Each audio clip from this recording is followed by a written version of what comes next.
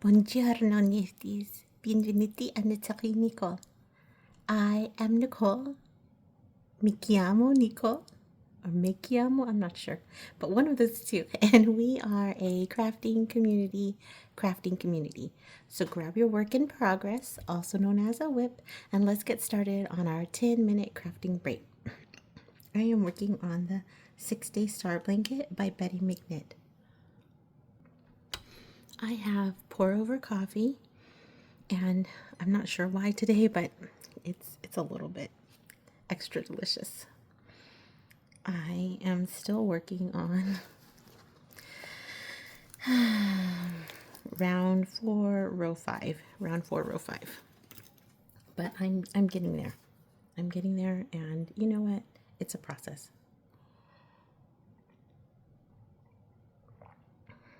I need to finish this in a week.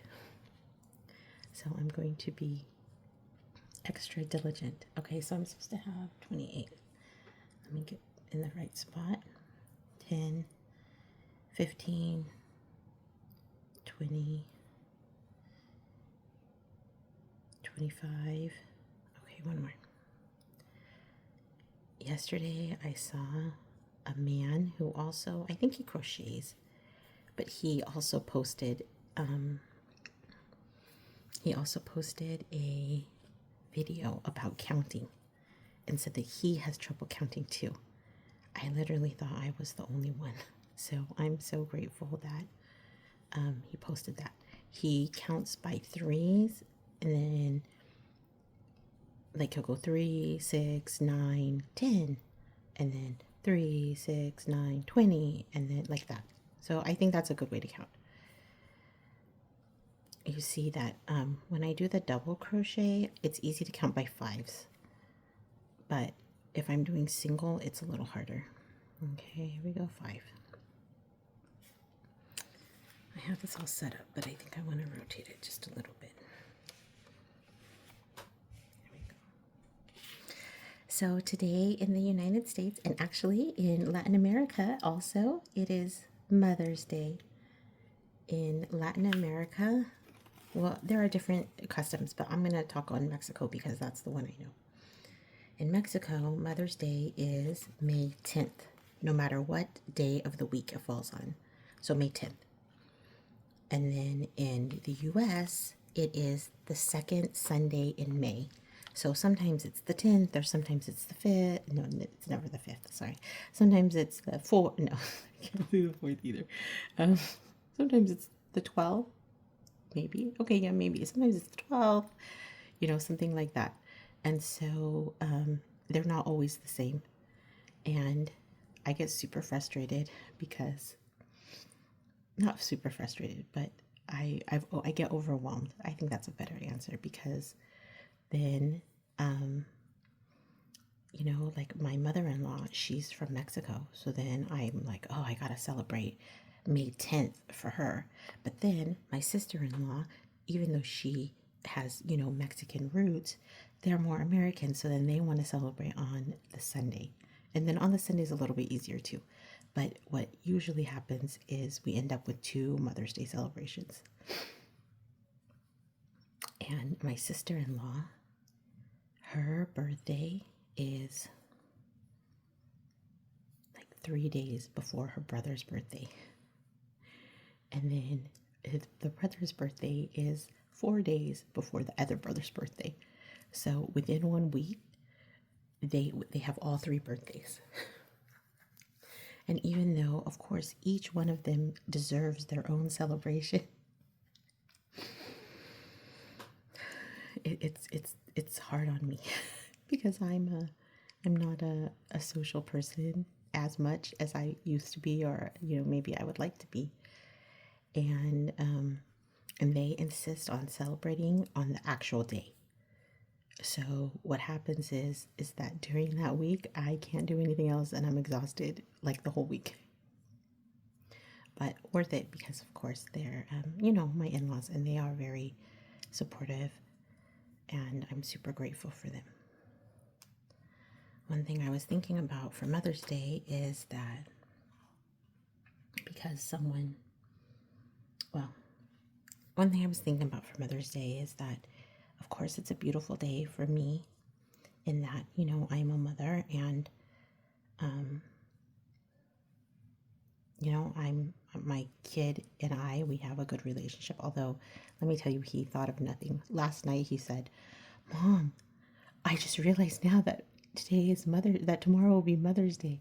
And he realized it because at the soccer game yesterday, which was our last soccer game of the season, they gave me flowers because I'm the team parent or the team manager, whatever they want to call it. And then they were like, thank you so much for being team manager and happy Mother's Day. And then so then my son realized, and then they gave me flowers. It was so sweet. But I had like my hands full of flowers. And then I think he realized, it's Mother's Day. So he said, Mom, I realized tomorrow is Mother's Day, and so I'm going to make you food all day. And I thought, okay, that's nice. Yes. So, I mean, even though he didn't like plan it out, he did, he remembers, and I'm going to accept that. So I'm very grateful and happy. But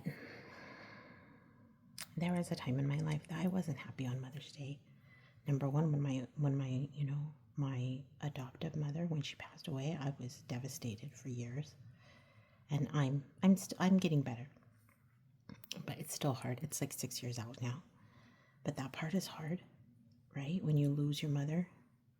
And I think another part that's hard that I've also experienced is when you have like a loss, right? And you wish you could be a mother, but you can't. I think that's the hardest. And if you've had a loss, and so not only do you wish you could be a mother and you can't, but then you've also had a loss, I feel like that today like hits you so hard. And so sending special love to all of your moms that have had a loss. I've had a loss personally. And so I feel it as well.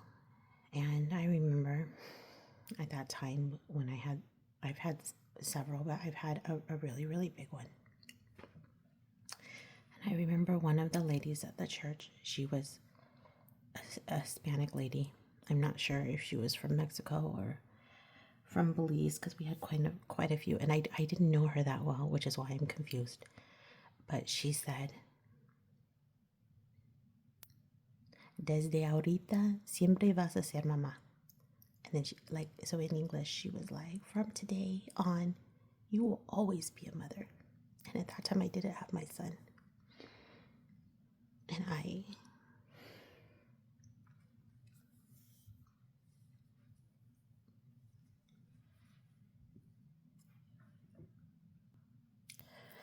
sorry, I had to take a minute. And I remember feeling at that moment like, this lady is crazy because I don't have any baby to hold in my arms.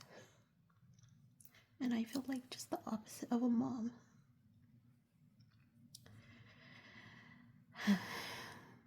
But she was right.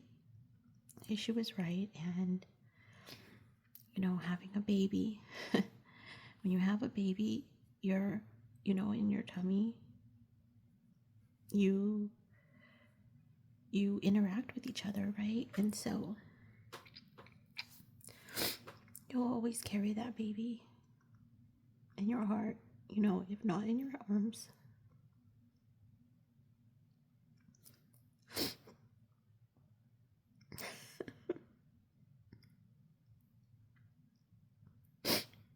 And so for all the ladies who are missing their babies, I want to wish you a happy Mother's Day.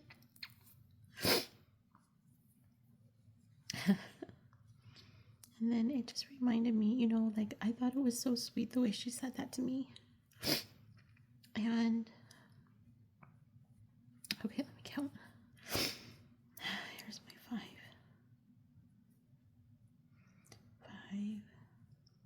10, 15, 20, 25, 28. Perfect.